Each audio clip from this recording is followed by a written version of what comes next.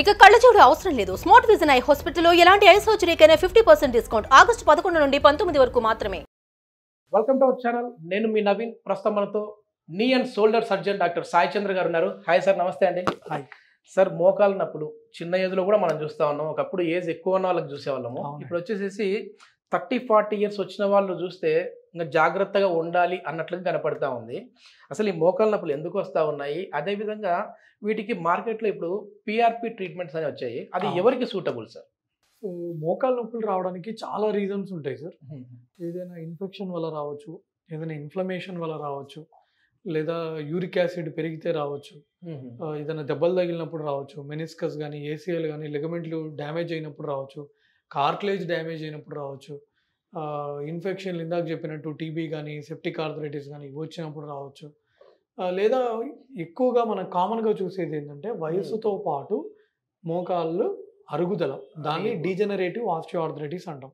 అంటే మోకాలు మన ఏజ్తో పాటు అరిగిపోతాం. అంటే ఇప్పుడు ఒక 60-70 ఏళ్ళు వచ్చినాయంటే మోడీ గారికైనా అరగాల్సిందే, చంద్రబాబు నాయుడు గారికైనా అరగాల్సిందే, కేసీఆర్ గారికైనా అరగాల్సిందే. అది ఏజ్ వల్ల అరిగేది కామన్ అందరికి. సో మీరు ఇప్పుడు ఎందుకు ఎక్కువ కూడా వస్తున్నాయి? ఎందుకంటే నెంబర్ 1 ఇప్పుడు నేనే ఉన్నాను. నా బిఎంఐ ఐడియల్ గా 25 ఉండాలి. నా బిఎంఐ 28. అంటే మన బిఎంఐ అనేది ఎక్కువ ఉంటుంది, బాడీ మాస్ ఇండెక్స్. మనం ఉండాల్సిన ఐడియల్ గా ఉండాల్సిన వెయిట్ కన్నా మనం కొంచెం ఎక్కువ వెయిట్ ఉండడము, సరైన ఫిట్నెస్ లేకపోవడం, సరైన ఎక్సర్సైజ్ లేకపోవడము, అట్లాగే మీకు తెలుసు మనం తినే ఫుడ్ కూడా ఎలా ఉంటుంది.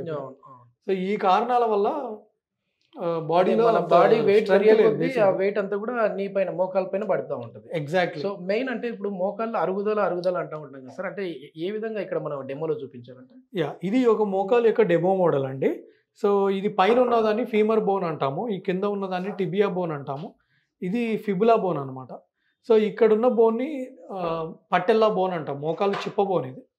సో ఇక్కడ కార్టిలేజ్ అని ఉంటుంది, మృదులాస్థి. సో దీన్ని ఏమంటామంటే కార్టిలేజ్, మృదులాస్థి అంటాం. సో ఏమైతుందంటే ఇట్లా కింద కూర్చుంటే మోకాలు ఎక్కువ అరుగుతుంది అంటాం కదండి. సో మామూలుగా ఇలా ఉంటే ఓకే, బట్ ఇలా కూర్చున్నప్పుడు ఏమవుతుందంటే ఈ పట్టెల్లా బోను, ఈ ఫీమర్ బోను బాగా రుద్దుకుపోయి అక్కడ ఉన్న కార్టిలేజ్ అనేది డ్యామేజ్ అవుతూ ఉంటుంది. సో అందుకని ఒక ఏజ్ వచ్చిన తర్వాత కింద కూర్చోవద్దని. ఇండియన్ టాయిలెట్స్ మరి వాడచ్చా వాడకూడదా సార్? ఇండియన్ టాయిలెట్ అయినా అంతే కదా సార్, కింద కూర్చుంటాము మడత వేసేసి. సో దానివల్ల మోకాలు అరిగినది ఇంకా ఎక్కువ అరుగుతుంది. మోకాలు అరిగిన పేషెంట్స్ ఇండియన్ టాయిలెట్స్ ని అవాయిడ్ చేసి వెస్టర్న్ టాయిలెట్స్ వాడడం బెటర్. పిఆర్పి ఎవరికి సూటబుల్ సార్? అంటే మామూలుగా సర్జరీ వరకు కూడా వెళ్ళే పర్సన్స్ కి చెప్తా ఉంటారు, లేదు సర్జరీ అవసరం లేదు, పిఆర్పికి వచ్చేయండి అని. ఇప్పుడు అసలు ఏ స్టేజ్ వాళ్ళకి పిఆర్పి? నాకు డైలీ మినిమం 10 వాట్సాప్ మెసేజెస్ వస్తాయండి, మినిమం 10 వాట్సాప్ మెసేజ్లు. వాళ్ళు ఎక్స్రేలు, ఎంఆర్ఐ రిపోర్ట్ వాట్సాప్ పెడతారు. సార్ దీనికి పిఆర్పి ఇవ్వచ్చా, దీనికి పిఆర్పి నేను తీసుకుంటే తగ్గుతుందని. పిఆర్పి అనేది సర్వరోగ నివారణ కాదండి. పిఆర్పి అనేది ఇప్పుడు ఇది మన మోకాలు ఇక్కడ డెమో ఇదొక ఇంజెక్షన్. సో పిఆర్పి అనేది అదొక సర్వరోగ నివారణ కాదు. సో ఎవరికైతే మోకాలు ఫుల్గా అరిగిపోతాయో ఆల్రెడీ వాళ్ళకి పిఆర్పిలు పనిచేయవు, నెంబర్ 1. లేదా ఎవరికైతే మోకాలలో ఇన్ఫెక్షన్లు ఉన్నా, లేకపోతే మెనిస్కస్ చినిగిపోయినా, కాంప్లెక్స్ టైర్స్ ఉన్నా, లేకపోతే ఏసీఎల్ చినిగిపోయినా, ఇట్లా నడిచేటప్పుడు సార్ ఇట్లా కాల్ సైడ్కి వెళ్ళిపోతున్నా, ఇట్లాంటి ప్రాబ్లమ్స్ ఉంటే అప్పుడు పిఆర్పి పనిచేయదు. Just grade 2, grade 3 OA, meniscus బాగానే ఉంది, లిగమెంట్స్ బాగానే ఉన్నాయి, మోకాలే అంతగా అరగలేదు, అలాంటి వాళ్ళకి పిఆర్పి కొంతవరకు పనిచేస్తుంది తప్ప మోకాలు ఫుల్గా అరిగిన వాళ్ళకి అంతగా పనిచేయదండి. దీంట్లో ఇంకా ఏమేమి ఉన్నాయి సార్? అంటే ఇంజెక్షన్ అంటేనే డైరెక్ట్ స్టీరాయిడ్, పిఆర్పి అన్నట్టు స్టీరాయిడ్ ఇంజెక్షన్స్ కూడా కొంతమంది ఇస్తారండి. ఎప్పుడు మోకాళ్ళు ఫుల్గా అరిగిపోయి పేషెంట్కి 60-70 ఏళ్ళు వచ్చేసి సర్జరీకి అన్ఫిట్గా ఉండి, సార్ నాకు ఇమ్మీడియట్గా ఎంతో కొంత పెయిన్ రిలీఫ్ రావాలి అంటే steroid injection cheap and best option. TKR అంటే మినిమం 2 lakhs, 2.5 lakhs, హాస్పిటల్ బట్టి 3 lakhs కూడా అవుతుంది.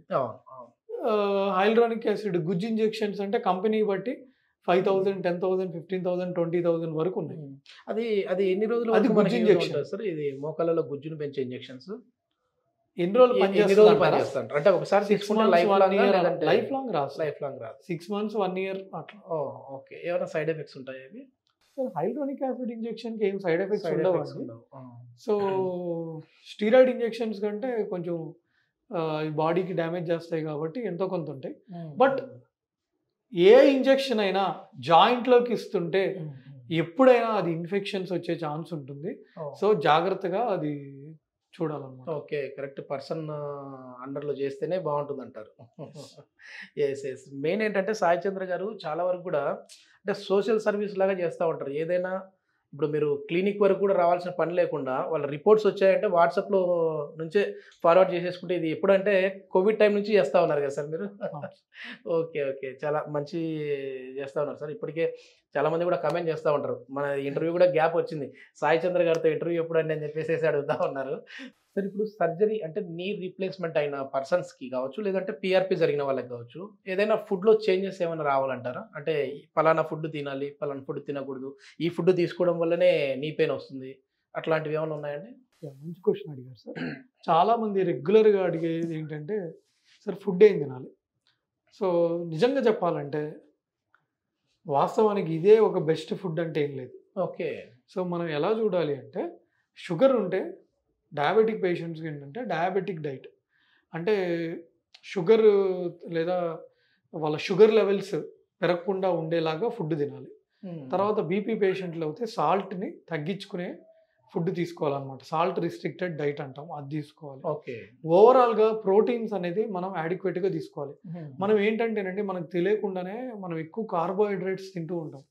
మన పొద్దున్న నుంచి రాత్రి వరకు ఏంటి తినేది అంటే అన్నం, పప్పు, కూర. సో అన్నం ఏమో ఇంత ఉంటుంది ప్లేట్లో, పప్పు కూర కొంచెం కొంచెం ఉంటుంది. సో దీనివల్ల ఏమవుతుందంటే ప్రిడామినెంట్గా మన కార్బోహైడ్రేట్ వెళ్ళిపోతుంది, ప్రోటీన్ తక్కువ అయిపోతుంది ప్రిడామినెంట్గా.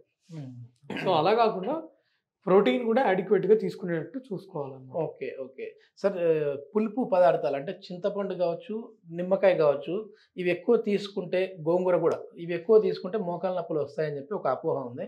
అది నిజమా లేదంటే అపోహమా? అలా ఏం లేదండి. దాని పులుపు తింటే మోకాల నొప్పులు వస్తాయి అనేది ఏం లేదు. అదేం లేదంటారు, అది అపోహ మాత్రం. Thank you sir. Thank you అండి, thank you so much. Suman టీవీలో మీ పర్సనల్ అండ్ బిజినెస్ ప్రమోషన్స్ కోసం కింది నెంబర్కి కాంటాక్ట్ చేయండి.